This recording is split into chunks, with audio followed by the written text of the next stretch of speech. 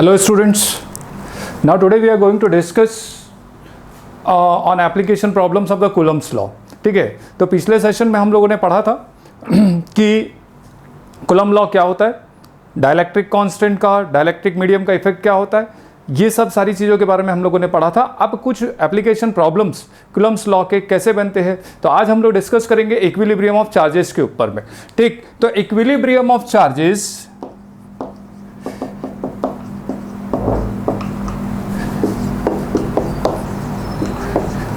Equilibrium of charges, right. तो equilibrium of charges आप लोगों को मालूम होगा कि ये इक्विलिब्रियम वर्ड आप लोगों ने क्लास 11 में पढ़ा था, when the body is in equilibrium, right. अब body is in equilibrium, what does it mean?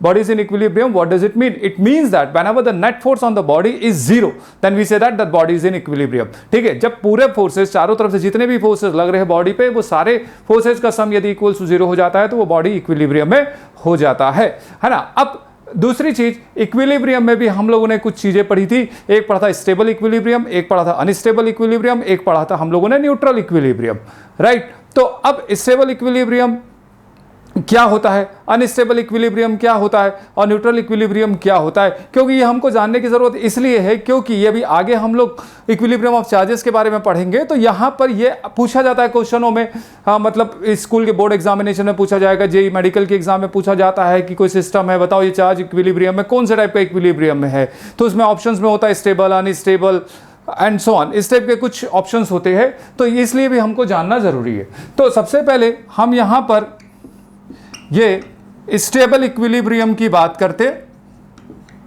Stable equilibrium, तो स्टेबल इक्विलिब्रियम में एग्जैक्टली होता क्या है कि कोई बॉडी अपनी पोजीशन से यदि डिस्प्लेस होती है और वो डिस्प्लेस होने के बाद अपनी पोजीशन में वापस आने की कोशिश कर रही है या वापस आती है, तो उस इक्विलिब्रियम को हम लोग स्टेबल इक्विलिब्रियम बोलते हैं। Whenever the body displace from its own position and it tries to regain its own original position, then we say that the body is in stable equilibrium. As an example, if I say now this is one of the bowl. अब यहां पर if I take one of the, एक छोटा सा ball मैंने लिया, अब इस बॉल को मैं यहां से ये थोड़ा ऊपर की तरफ लेके जाऊंगा, तो डेफिनेटली आप लोगों को मालूम है कि यहां पे बॉल ले जाके मैं छोड़ रहा हूं तो ये बॉल वापस यहां पे आने की कोशिश करेगा और छोड़ने के बाद ये वापस आ जाएगा, राइट। इसका मतलब ये बॉल को हम जैसे जैसे लेके ऊपर जा रहे हैं तो इस डायरेक्शन पर इसका एक रेस्टोरिंग फोर्स लग रहा है, ये रेस्टोरिंग फोर्स इस बॉडी को अपनी पोजीशन में लाने की कोशिश करता है, तो हम इसको बोलते हैं स्टेबल इक्विलिब्रियम। अनस्टेबल इक्विलिब्रियम में क्या होता है, इसी बॉल को मैंने ऐसा रख दिया, तो अब इस बॉल का रख दिया, यहां पर एक छोटा सा बॉल रखा, इस बॉल को मैं हल्का सा यहां पर डिस्प्लेस किया, जैसे डिस्प्लेस किया तो ये बॉल अपनी ओरिजिनल पोजीशन से दूर जाने की कोशिश कर रहा है, मतलब यहां पर ये इक्विलिब्रियम जो हुआ ये अनस्टेबल इक्विलिब्रियम हुआ, राइट। न्यूट्रल इक्विलिब्रियम में होता क्या है, न्यूट्रल इक्विलिब्रियम में कि ये बॉडी है, यहां पे एक बॉल रखी है, इस बॉल को मैं यहां पे ले जाके ऐसा डिस्प्लेस करता हूं, डिस्प्लेस करने के बाद ये बॉल ना अपनी पोजीशन में जाने की कोशिश कर रहा, ना अपने से दूर जाने की कोशिश कर रहा है, वो बॉल वहां का वहां है, तो ये न्यूट्रल इक्विलिब्रियम में होगा, राइट। तो यहां पर हम लोग इस इक्विलिब्रियम पे बात करते हैं। तो अब एक चीज और हम लोगों ने पढ़ा था कि यहां पर ये पोटेंशियल एनर्जी, यहां पर स्टेबल इक्विलिब्रियम पे जो पोटेंशियल एनर्जी होती है, पोटेंशियल एनर्जी, ठीक, पोटेंशियल एनर्जी, ये चीजें आपको याद रखनी है, क्वेश्चंस बनाने के लिए ये सारी चीजें आपके काम में आती है, ठीक है। पोटेंशियल एनर्जी जिसको हम कैपिटल यू से रिप्रेजेंट करते थे, पोटेंशियल एनर्जी यहां पर मिनिमम होगी, मिनिमम, ठीक, और यहां पर पोटेंशियल एनर्जी जो होती है ये मैक्सिमम होती है अनस्टेबल इक्विलिब्रियम में। न्यूट्रल इक्विलिब्रियम में पोटेंशियल एनर्जी जो होती है ये कांस्टेंट होती है, राइट, है ना। फिर हम लोगों ने क्लास 11 में पढ़ा था मैथमेटिक्स इन फिजिक्स पे मैक्सिमा मिनिमा के बारे में, एप्लीकेशन ऑफ डेरिवेटिव, राइट। तो यहां पर second derivative, this is d two y by d x square, right. तो यहां पर यदि potential energy is minimum, then this second derivative of the potential energy with respect to the displacement is positive, and here this is d to u by dx square is negative, and here d to u by dx square is equals to 0. Now this is all about the equilibrium, right. अब हम यहां पे पढ़ने जा रहे हैं equilibrium of charges के बारे में, राइट। अब इक्विलिब्रियम ऑफ चार्जेस के बारे में हम यहां पे कैसे पढ़ेंगे, क्या पढ़ेंगे, और यहां पर स्टेबल, अनस्टेबल, की जरूरत क्या पड़ेगी, इसके बारे में अभी हम लोग चर्चा करने वाले, राइट। तो अब यहां पर इक्विलिब्रियम ऑफ चार्जेस मैंने 3-4 केसेस में बता रहा हूं आपको, तो अब थोड़ा सा ध्यान देंगे, ठीक। अब देखो यहां पे भी क्वेश्चन आता है कि कोई चार्ज इक्विलिब्रियम है या पूरा सिस्टम इक्विलिब्रियम है। पूरा सिस्टम इक्विलिब्रियम का मतलब यह है कि उस सिस्टम पे जितनी भी बॉडीज है वो सारी बॉडीज अपने आप में इक्विलिब्रियम में होगा, तो वो पूरा सिस्टम इक्विलिब्रियम में होगा। मतलब हर बॉडी यदि इक्विलिब्रियम में तो सिस्टम इक्विलिब्रियम में, अदरवाइज कोई एक पर्टिकुलर बॉडी ही इक्विलिब्रियम में होगा। तो ये हम जानने की कोशिश कर रहे हैं। तो अब यहां पर पहला केस नंबर 1 कि यहां पर एक चार्ज है, यहां एक चार्ज है, ये प्लस क्यू चार्ज है, Q1 चार्ज है और ये प्लस Q2 चार्ज है। हमने बोला दो एक्सट्रीम चार्जेस है, ये सिमिलर चार्जेस है, राइट। अब ये दो चार्जेस है, हमने बोला कि यहां पर ये x दूरी पर रखे हुए, x दूरी पर रखे। अब हमने कोई एक तीसरा चार्ज लेके आए, हम कोई तीसरा चार्ज लेके आते हैं स्मॉल q चार्ज, हम यहां पे कोई तीसरा चार्ज लेके आए स्मॉल q चार्ज, और हम बोल रहे हैं कि ये चार्ज इक्विलिब्रियम में कब होगा, ये चार्ज इक्विलिब्रियम में कब होगा। मैंने बोला ठीक है कि ये स्मॉल चार्ज, ये भी हम मान लेते हैं कि ये तीनों चार्जेस सिमिलर है, या तो तीनों नेगेटिव या तो तीनों positive, but here we have been consider that all 3 charges are positive, right. I want to know that the plus q charge, small plus q charge is in equilibrium or not, ठीक है। अब हम यहाँ पे condition जानेंगे कि equilibrium कब होगा। तो इक्विलिब्रियम में कब होता है ये हमको मालूम है कि जब net force on any body is equal to 0, then that particular body is in equilibrium. इसका मतलब ये स्मॉल q चार्ज पर टोटल फोर्स 0 लगना चाहिए, राइट। अब सिस्टम इज इन इक्विलिब्रियम का मतलब यह है कि यदि ये चार्ज भी इक्विलिब्रियम में होगा, ये चार्ज भी इक्विलिब्रियम में होगा, ये चार्ज भी इक्विलिब्रियम में होगा, तो यदि तीनों चार्जेस इक्विलिब्रियम में है तो ये सिस्टम इक्विलिब्रियम में हो जाएगा। लेकिन इस पर्टिकुलर कंडीशन पर ये तीनों चार्ज इक्विलिब्रियम में नहीं होंगे, होगा तो यही चार्ज इक्विलिब्रियम में हो सकता है, ये दोनों चार्ज इक्विलिब्रियम में नहीं होगा। उसका रीजन क्या है, क्योंकि अब नेट फोर्स यदि किसी चार्ज पर 0 होना चाहिए, इसका मतलब इक्वल और अपोजिट फोर्स एक्ट करने चाहिए, ठीक। अब यदि मैं इस चार्ज की बात कर रहा हूं तो ये चार्ज इस पर रिपल्सिव फोर्स लगाएगा, ये चार्ज भी इस पर रिपल्सिव फोर्स लगाएगा, तो ये चार्ज इक्विलिब्रियम में नहीं हो सकता। उसी तरीके से इस चार्ज की बात करूं तो ये चार्ज इस पे इस डायरेक्शन में फोर्स लगाएगा, ये चार्ज भी इसको इस डायरेक्शन में फोर्स लगाएगा, तो इक्वल और अपोजिट चार्ज फोर्सेस नहीं हो सकता। इसका मतलब ये चार्ज इक्विलिब्रियम एक्सट्रीम चार्ज नहीं है। लेकिन अब यदि मैंने बोला यार ये चार्ज बताओ कि ये इक्विलिब्रियम में होगा या नहीं होगा, तो अब यदि मैंने बोला ये चार्ज जो है इस पे रिपल्सिव फोर्स इस तरफ लगाया F1 फोर्स, ये चार्ज इस पे F2 फोर्स ऐसा लगाया, तो देखो यहां पे दोनों अपोजिट फोर्सेस लग रहे हैं। अब ये दोनों अपोजिट फोर्सेस यदि इक्वल हो गए, इसका मतलब इसका net force small q charge पर 0 हो जाएगा। इसका मतलब कि ये चार्ज इक्विलिब्रियम में हो सकता है। अब कंडीशन ऑफ इक्विलिब्रियम क्या होगी, कंडीशन ऑफ इक्विलिब्रियम ये होगी कि F1 और ये F2 का जो मॉड्यूलस है ये इक्वल होना चाहिए, अपोजिट डायरेक्शन पे होना चाहिए, तब जाके ये नेट फोर्स 0 होंगे। अब मैं यहां पे मान लेता हूं कि ये स्मॉल चार्ज x1 दूरी पे रखा हुआ है, यहां पर ये x2 दूरी पे रखा हुआ, राइट। तो अब यहां पे हम ये मान रहे हैं कि हम ये स्मॉल q चार्ज जो है ये इक्विलिब्रियम पे है, इस चार्ज से x1 दूरी से, इस चार्ज से x2 दूरी पर। इसका मतलब यहां पर कोलंबियन फोर्स और ये कोलंबियन फोर्स सेम होना चाहिए। तो अब यहां पर हम देखते हैं कि इन दोनों चार्जेस के बीच में फोर्स कितना लग रहा है। Coulombian force 1/4 pi epsilon 0 q1 into q upon x1 square, अब यहां पर 1/4 pi epsilon 0 into q2 into q upon x2 square, is it. तो अब यहां पर ये कंडीशन आ गई, अब ये कंडीशन आ गई, ये सारी कंडीशन कैंसिल हो जाएगी, बचेगा यहां पर q1 अपॉन x1 स्क्वेयर, इधर बचेगा q2 अपॉन x2 स्क्वेयर, ये आपका बच गया, ठीक है। अब यहां पर ये कंडीशन हो गई कि x1 square upon x2 square, right, x1 square upon x2 square is equals to q1 upon q2। तो दिस इज द कंडीशन कि ये कंडीशन ऑफ इक्विलिब्रियम, ये कंडीशन ऑफ इक्विलिब्रियम हो गया, ठीक है। मतलब ये एक कंडीशन निकल गई कि भाई condition of equilibrium small q charge का कैसे होगा, राइट। अब यदि मुझे x1 और x2 की वैल्यू निकालनी है तो मैं x1 और x2 की वैल्यू कैसे निकालूंगा। मुझे जानना है कि यहां से कितने दूरी पर, ये यहां से कितने दूरी पर, तो मुझे मालूम है x1 और x2, इंडिविजुअली x1 और x2 को मैं निकालना है, तो मैं कैसे निकालूंगा। तो यहां पर मैं क्या करने वाला हूं, यहां पर मैं रेशियो प्रोपोर्शन के कंपोनेंट और डिविडेंडों को फॉलो करते हुए x1 और x2 की वैल्यू निकालूंगा। तो अब यहां पर देखिए आप कि ये x1 upon x2 is equals to root of q1 upon q2, मैं इस तरीके से इसको लिख सकता हूं, या root of q1 upon root of q2, मैंने ऐसा लिख लिया, ठीक है। अब यहां पर मैं कंपोनेंटों को फॉलो करता हूं, यहां पे कंपोनेंटों को मैंने फॉलो किया तो x1 upon x1 plus x2 is equals to root q1 upon root q1 plus root q2। ये मैंने कंपोनेंटों लगा दिया है ना। अब यहां पर मैं देखूंगा कि x1 upon this is x1 plus x2 जो है वो x के बराबर है, इसलिए यहां पर ये हो गया रूट ऑफ q1। और इसको थोड़ा सा और सिंप्लीफाई करना है तो मैं रूट ऑफ q1 को कॉमन निकाल लेता हूं, 1 plus root of q2 by q1 मैंने कुछ इस तरीके से लिख दिया। तो ये हो गया x1 upon x2 is equals to, अब ये कैंसिल हो जाएगा तो 1 upon 1 plus root of q2 by q1। ये कंडीशन हो गई, ठीक है। ये x1 की सॉरी, ठीक है, तो ये हो गया ऐसा है ना। अब इसी पे x1 यदि मैं निकाल रहा हूं तो ये x1 is equals to 1 upon 1 plus root of q2 by q1 into x। तो यह आपका निकल गया x1 का वैल्यू। और सिमिलरली मैं यहां से x2 यदि निकालना चाहता हूं तो मैं सेम एज इट इज इसको फॉलो करूंगा और ये q1 अपॉन q2 हो जाएगा इंटू x।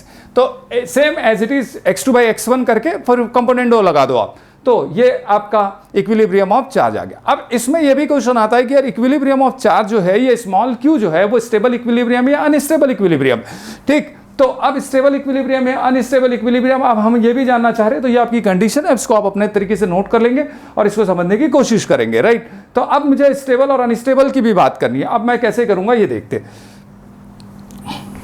ठीक है। अब यहां पर ध्यान देंगे आप लोग,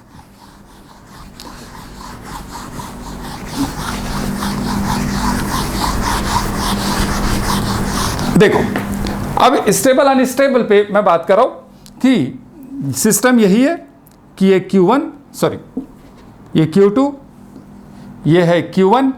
अब ये स्मॉल q चार्ज जो है प्लस q चार्ज ये इक्विलिब्रियम में है, इसका मतलब the net force on that particular charge small q is 0, ठीक। अब यहां पर है मतलब इस पर्टिकुलर पॉइंट पर इस चार्ज पर इक्वल और अपोजिट फोर्स लग रहा है। अब मुझे जानना है कि ये चार्ज इक्विलिब्रियम में है या नहीं। अब स्टेबल इक्विलिब्रियम या अनस्टेबल इक्विलिब्रियम में है या नहीं, जब तक इस पर्टिकुलर चार्ज को मैं इस अपनी पोजीशन से डिस्प्लेस नहीं करूंगा तब तक ये स्टेबल इक्विलिब्रियम अनस्टेबल इक्विलिब्रियम के बारे में मुझे पता नहीं चलेगा। अब मैं यहां पर क्या करता हूं कि मैं यहां पर इस चार्ज को यहां पे लेके चला गया। अब यहां पर देखो यदि मैं लेके चला गया इस पर्टिकुलर पोजीशन पर दोनों तरफ इक्वल और अपोजिट फोर्सेस लग रहे थे, ठीक है। अब यहां पर यदि मैं लेके चला गया तो ये जो दूरी है ये कम हो गई और ये जो दूरी है ये बढ़ गई, राइट। अब ये दूरी बढ़ गई, अब होगा क्या कि ये जो फोर्स है ये इसको इस तरफ ऐसा रिपल करेगा, राइट, और ये जो चार्ज है इसको इस तरफ रिपल करेगा, राइट। अब स्ट्रॉन्गर फोर्स कौन सा हुआ? स्ट्रॉन्गर फोर्स ये हुआ क्योंकि ये दूरी जो है यहां पर कम हो गई, तो स्ट्रॉन्गर फोर्स ये हो गया। अब स्ट्रॉन्गर फोर्स ये हो गया तो अब एक फोर्स इधर लग रहा है, एक फोर्स इधर लग रहा है, राइट। तो अब एक फोर्स इधर लगा, एक फोर्स इधर लगा। अब मैंने बोला इधर वाला स्ट्रॉन्गर फोर्स है, इधर वाला वीक फोर्स है, तो अब ओवरऑल रिजल्टेंट किधर आएगा? इस डायरेक्शन पे आएगा, जो स्ट्रॉन्गर फोर्स है उसके डायरेक्शन पे आएगा, F2 minus F1। Get my point clear? F2 minus F1 जो फोर्स है वो आएगा, तो वो किस डायरेक्शन पे आएगा? इस तरफ आएगा। इसका मतलब ये क्या हुआ कि ये जब सिस्टम है, ये चार्ज को मैं इधर डिस्प्लेस कर रहा हूं, तो अब ओवरऑल टोटल फोर्स इसी डायरेक्शन पे लग रहा है, क्योंकि इधर वाला फोर्स ज्यादा है, इधर वाला फोर्स कम है, इसलिए ओवरऑल फोर्स इस डायरेक्शन पे लगेगा। मतलब that particular charge small q charge try to regain its own position. अब वो जा रहा है या नहीं जा रहा, it doesn't matter, but it tries to regain its own position, so we that small q charge is in stable equilibrium, right. अब यदि मैं इस चार्ज को यहां पर इसके परपेंडिकुलरली ऐसा ऊपर डिस्प्लेस करवाता हूं, अब परपेंडिकुलरली ऐसा डिस्प्लेस करवा रहा हूं, यहां से ऐसा परपेंडिकुलर डिस्प्लेस करवा रहा हूं, तो ये जो फोर्स है ये F1 फोर्स इस डायरेक्शन पे लगाएगा, रिपल्सिव फोर्स, और ये जो फोर्स है ऐसा, ये F2 फोर्स ऐसा लगाएगा इस डायरेक्शन पर। Get my point clear? ये ऐसा फोर्स लगाएगा। अब ये ऐसा फोर्स लगाया तो इसका इन दोनों फोर्सेस का रिजल्टेंट कहां आया? मतलब ये अपनी ओरिजिनल पोजीशन से ये अवे लग रहा है फोर्स। इसका मतलब यहां पर स्मॉल परपेंडिकुलर लाइन पर ये जो फोर्स है, ये जो इक्विलिब्रियम है, ये अनस्टेबल इक्विलिब्रियम होगा। Gate my point clear. अब यहां पर एक क्वेश्चन और आपके दिमाग में आना चाहिए कि यार स्मॉल क्यू की वैल्यू कैसे निकालें। तो यहां पर यदि तीनों चार्जेस पॉजिटिव है या तीनों चार्जेस नेगेटिव है तो स्मॉल क्यू की वैल्यू हम नहीं निकाल सकते, क्योंकि स्मॉल क्यू की वैल्यू निकालने के लिए एक्सट्रीम चार्ज जब तक इक्विलिब्रियम में नहीं होगा तब तक के हम स्मॉल क्यू की वैल्यू नहीं निकाल सकते। तो अब हम क्या करने वाले हैं, अब ये भी देखो, ये आपको समझ में आ गया शायद, है ना, अस्टेबल अनस्टेबल कैसे हुआ। नहीं समझ में आ रहा तो इसी वीडियो को आप दूसरी बार देखिए, आपको समझ में आ जाएगा। राइट, अब इसी केस नंबर 2 पे आते हैं हम लोग। केस नंबर 2 में क्या हो रहा है, केस नंबर 2 में देखिए आप, केस नंबर 2 में अब मैं यहां पर ये एक चार्ज लिया Q1, ये चार्ज लिया Q2। मैंने बोला ये दोनों पॉजिटिव चार्ज है, आप दोनों नेगेटिव भी ले सकते हो, ठीक है। अब मैंने बोला, अब हमने पहले तीनों सिमिलर चार्ज ले रखे थे, अब हम 2 सिमिलर और 1 डिसिमिलर रखेंगे। अब हम यहां पर एक स्मॉल q चार्ज रख दिया, हमने बोला ये नेगेटिव है, राइट, ये नेगेटिव है ना। अब ये इनके बीच का डिस्टेंस जो है वो x है।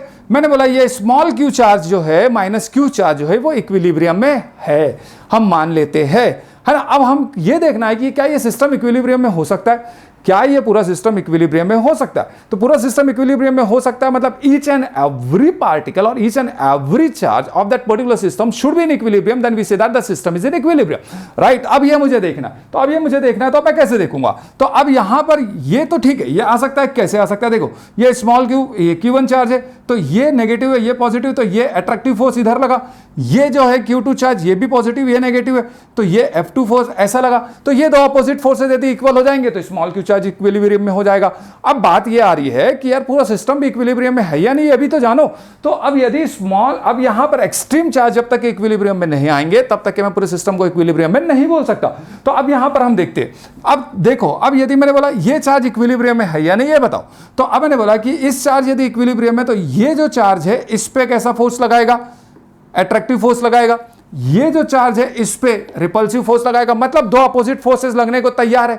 मतलब ये दो अपोजिट फोर्सेस यदि इक्वल हो गए तो ये एक्सट्रीम चार्ज इक्विलिब्रियम में हो जाएगा। उसी तरीके से इसके ऊपर मैं बात करूं कि ये चार्ज इक्विलिब्रियम में है या नहीं है, ये स्मॉल q चार्ज है, नेगेटिव है, ये पॉजिटिव है, तो ये इस पे इस तरीके से अट्रैक्टिव फोर्स लगाएगा। Gate my point clear. और ये जो चार्ज है इस पे रिपल्सिव फोर्सेस इस तरफ लगाएगा, मतलब दो अपोजिट फोर्सेस तो लग रहे हैं। यदि दोनों अपोजिट फोर्सेस इक्वल हो गए इसका मतलब ये इस Q1 चार्ज भी इक्विलिब्रियम में हो जाएगा। मतलब हर चार्ज यहां पर इक्विलिब्रियम में हो सकता है। यदि हर चार्ज इक्विलिब्रियम में होता है तब हम ये बोलेंगे ये पूरा सिस्टम इक्विलिब्रियम में है। Is it clear. तो अब यहां पर देखो कंडीशन वही है। अब मैं ये चाह रहा हूं कि स्मॉल q जो चार्ज है ये इक्विलिब्रियम है, तो मैंने बोला कि ये x1 दूरी पर है, यहां पर ये x2 दूरी पर है, ये ऐसा, ये दोनों चार्जेस है, राइट। अब यहां पर यदि ये modulus of f1 is equal to modulus of f2, मतलब ये दोनों फोर्सेस यदि सेम हो जाए, इक्वल हो जाए, ठीक है, बट अपोजिट है, तो ये दोनों चार्जेस इक्विलिब्रियम में होगा। तो फिर से मैं यहां पे यही बात करूंगा, 1/4 pi epsilon 0, 1/4 upon epsilon 0 Q1 into Q upon x1 square is equal to 1/4 pi epsilon 0 into Q2 into Q upon x2 square. ये आ गया, ठीक है। ये जो पिछले केस में हमने देखा था सेम एज इट इज ही है, तो फिर से यहां पर वही कंडीशन आएगी और वही चीजें यहां पर आएंगी। तो यहां पर इस पूरे को हम सॉल्व करेंगे, तो ये x1 square upon x2 square is equals to Q1 upon Q2 की कंडीशन आएगी। और पिछले केस में जिस तरीके से हमने x1 और x2 की वैल्यू निकाली थी उसी तरीके से यहां पे भी हम x1 और x2 की वैल्यू निकालेंगे। अब दोनों में फर्क क्या है, दोनों में फर्क यह है कि पिछले वाले केस में हम q की वैल्यू, स्मॉल q की वैल्यू नहीं निकाल पा रहे थे। क्यों निकाल नहीं पा रहे थे वो मैंने बताया। अब यहां पर हम निकाल सकते हैं क्योंकि एक्सट्रीम चार्जेस यहां पर इक्विलिब्रियम में हो सकता है, ठीक है। अब स्मॉल q की वैल्यू निकालनी है तो किसी भी, कोई भी, any one of the extreme charge should be in equilibrium का कंडीशन आप लगा दो, ठीक है। अब हम यहां पे मान रहे हैं कि चलो ठीक है भाई Q2 चार्ज इक्विलिब्रियम में, Q2 चार्ज इक्विलिब्रियम में है, तो Q2 चार्ज इक्विलिब्रियम में, तो अब हम यहां पर ये मान रहे हैं कि Q2 चार्ज इक्विलिब्रियम है, तो ये जो स्मॉल q, ये जो फोर्स लगा रहा है ये इस डायरेक्शन पे लगा रहा है, ठीक है। ये जो चार्ज है इस पे अट्रैक्टिव फोर्स लगाएगा और ये जो चार्ज है इस पे रिपल्सिव फोर्स लगाएगा, ये ऐसा। Is it clear. तो अब ये दोनों चार्ज फोर्सेस अपोजिट हो रहा है, इसका मतलब ये है कि ये चार्ज इक्विलिब्रियम में हो सकता है। अब यदि इक्विलिब्रियम में हो रहा है तो इसके लिए कंडीशन क्या होगी, इसके लिए कंडीशन होगी FQ is equals to F of capital Q1, ठीक है। ये दोनों फोर्सेस यदि इक्वल हो गए और अपोजिट हो गए तो ये इक्विलिब्रियम में हो जाएगा। तो अब मैं यहां पे केस लगा रहा हूं 1/4 पाई एप्सिलॉन 0 इनटू, अब ये यहां पर देखो मैंने बोला ये x2 दूरी पर है, तो ये Q2 into small q upon what x2 square, इन दोनों के बीच की दूरी इतनी हो गई, is equals to 1/4 pi epsilon 0 into Q1 Q2 upon यहां से यहां तक का डिस्टेंस कितना है x square. Is it get my point clear? ये सुनो, तो यहां पर अब सारी चीजें यहां पे कैंसिल हो गई, तो अब यहां पे देखो ये Q2 के साथ कैंसिल हो गया, 1/4 पाई एप्सिलॉन 0 के साथ कैंसिल हो गया, तो ये स्मॉल q की जो वैल्यू है x2 अपॉन x का स्क्वायर इनटू क्या बच रहा है यहां पर Q1। या ये स्मॉल q की आपकी वैल्यू निकल गई। उसी तरीके से इस केस में निकालोगे तो ये Q1 की जगह में Q2 हो जाएगा और X2 की जगह में X1 हो जाएगा। Gate my point clear? तो ये है आपका, और अब इसका स्टेबल और अनस्टेबल देखना है तो आपको, अभी मैंने आपको बताया जब तक कि पार्टिकल अपनी पोजीशन से डिस्प्लेस नहीं होगा आप स्टेबल अनस्टेबल नहीं बता पाओगे, राइट। तो ये एक केस नंबर 2 हो गया, है ना। अब आप निकाल के देखिए इसको, स्टेबल और अनस्टेबल, है ना, मैंने कैसे बताया था उस तरीके से आप काम करके देखिए, आपसे निकल जाएगा, ठीक है। अब दूसरी चीज, ये कंडीशन हो गई, है ना। अब यहां पर ये भी केस हो सकता है Q is equals to x1 upon x का स्क्वायर इंटू Q2। कब होगा? जब मैं इस चार्ज को इक्विलिब्रियम पे लूंगा, राइट। तो ये एक स्टैंडर्ड फॉर्म्स हो गए, आपको याद रखना है, आप याद रखो, नहीं तो ये तरीके हैं, मतलब आपको आपकी बुक्स पे आपको इससे ऐसे रिलेटेड न्यूमेरिकल्स मिलेंगे, तो अब इस कंसेप्ट को समझ लो तो न्यूमेरिकल्स अपने आप आपसे बनने लगेंगे, राइट, है ना। अभी तक के हम लोगों ने दो केसेस में देखा कि हम लोगों ने एक्सट्रीम चार्ज को क्या रखा है, सिमिलर रखा, या तो दोनों पॉजिटिव या तो दोनों नेगेटिव है, ठीक है। बीच वाला चार्ज पॉजिटिव भी हो सकता है, नेगेटिव भी हो सकता है, इक्विलिब्रियम हमको बीच में मिल रहा है, ठीक है। अब यदि एक्सट्रीम चार्जेस डिसिमिलर हो जाए तो क्या होगा? अब यदि एक्सट्रीम चार्जेस डिसिमिलर होंगे तो क्या होगा? तो अब यहां पर देखो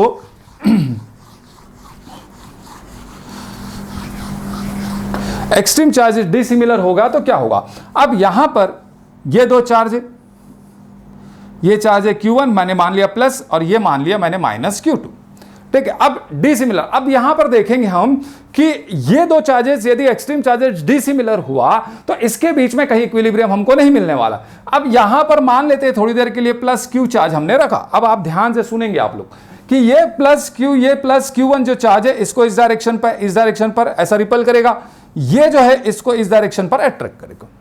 gate my point clear?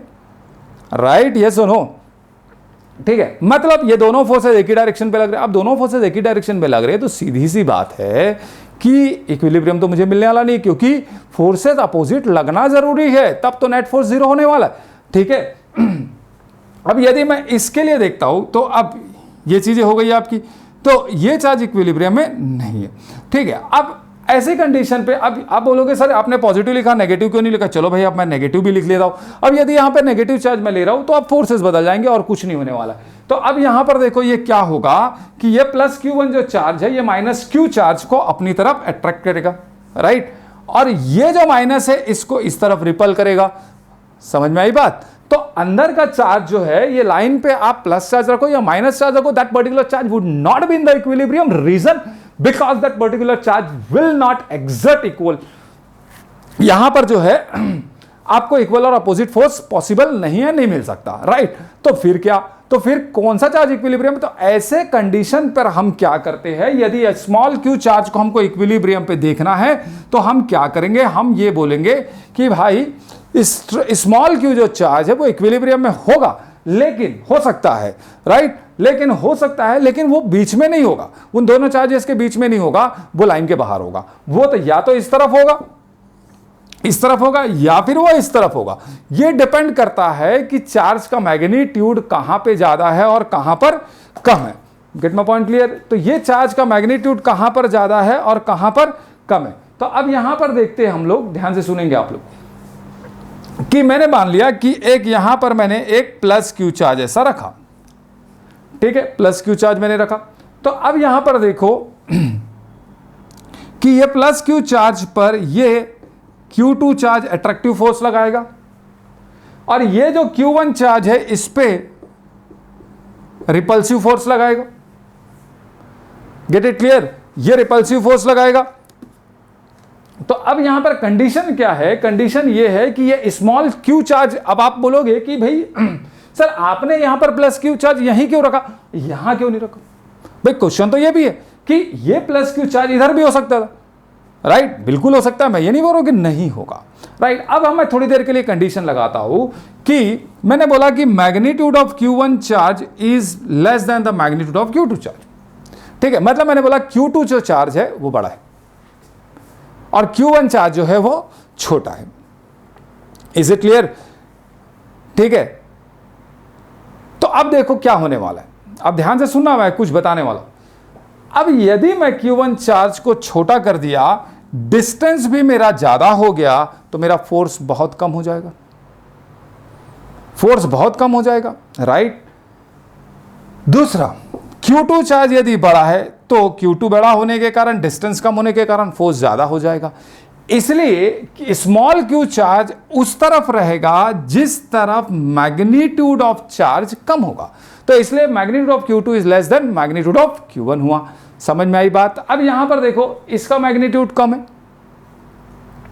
Right, इसका मैग्नीट्यूड ज्यादा है, तो मैग्नीट्यूड ज्यादा होने के कारण यहां पर डिस्टेंस बढ़ रहा है, यहां पे डिस्टेंस कम हो रहा है, तो किसी ना किसी तरीके से बैलेंसिंग कंडीशन आ सकती है।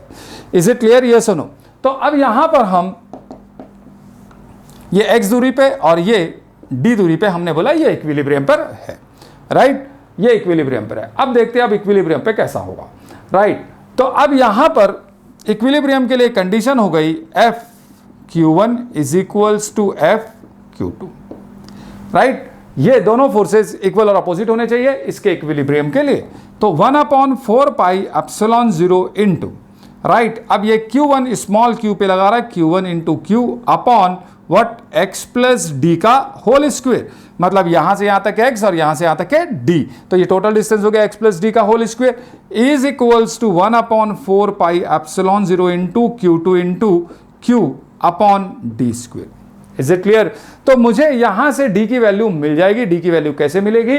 d की वैल्यू मिलेगी कि इस स्मॉल q चार्ज से, सॉरी क्या, Q2 चार्ज से कितने दूरी पर स्मॉल q को रखा जाए कि बॉडी इक्विलिब्रियम पे, स्मॉल q चार्ज इक्विलिब्रियम पे आ जाए। ठीक है, अभी जो जो कैंसिल हो रहा है उसको तो हम कैंसिल कर ले, ये भी कैंसिल हो गया, ये भी कैंसिल हो गया। ठीक है, अब ओवरऑल क्या बचा, x plus d upon d का whole square is equals to Q1 upon Q2, ये आ गया। तो x plus d upon d is equals to root of Q1 by Q2, तो x plus x upon d plus 1 is equals to Q1 by Q2 हो गया ये। तो अब मुझे d की वैल्यू निकालेंगे हम, x by d is equals to Q1 by Q2 minus 1 आ गया। तो अब यहां पर d is equals to x upon under root of Q1 by Q2 minus 1। Is it? तो ये हो गया आपका इक्विलिब्रियम के लिए कंडीशन हो गई कि स्मॉल कैपिटल Q2 चार्ज से कितने दूरी पर स्मॉल q चार्ज को रखा जाएगा, तो ये इक्विलिब्रियम में होगा। मैंने आपको एप्लीकेशंस बताया। अब इसके एप्लीकेशंस जो है ये आप क्वेश्चंस बनाने में लगाए, क्योंकि आप जब क्वेश्चन बनाएंगे तो आपको इससे रिलेटेड ही क्वेश्चंस मिलने वाले हैं आपकी बुक्स पे, राइट। तो ये हो गया आज का सेशन। तो अगले सेशन में हम रिलेटेड और कुछ एप्लीकेशंस और क्वेश्चंस पे बात करेंगे।